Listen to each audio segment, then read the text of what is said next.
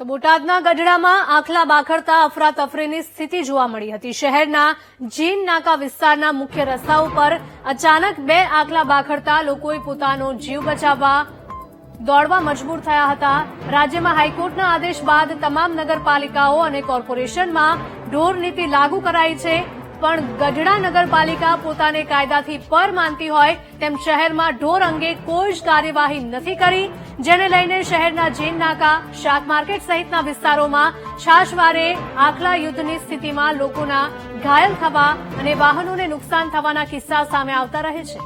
તેવામાં કોઈ શહેરીજનનો જીવ જોખમમાં મુકાય તે પહેલા શહેરના મુખ્ય રસ્તા ઉપરથી આખલાઓને હટાવવા માંગ ઉઠી છે। સંવાદદાતા રાજુ જોડાયા છે ફોન લાઈન પર। રાજુ, જણાવશો કે હાઈકોર્ટે પણ લાલઘૂમ આંખ કરી છે, છતાં પણ સ્થાનિક તંત્ર જાણે કે આંખ આડા કાન કરતું હોય તેમ વારંવાર આખલા યુદ્ધ સામે આવતું હોય છે। ફરી એકવાર આવી ઘટના સામે આવી।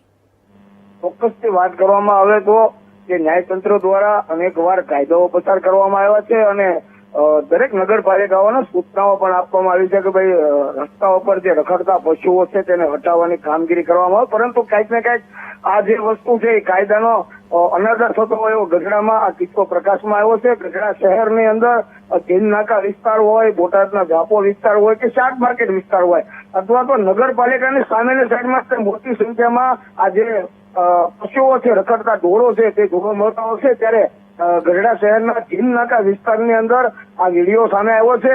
બે આખલાઓ છે જાહેર રસ્તાઓ પર, એટલે કે કહી શકાય કે ગઢડાનો આ મુખ્ય માર્ગ છે તેની ઉપર બાખડતા હોય તેવો વિડીયો સામે આવ્યો છે। જે રાહદારીઓ અને વાહન ચાલકો છે મહા મુસીબતે જ્યાંથી પસાર થાય છે।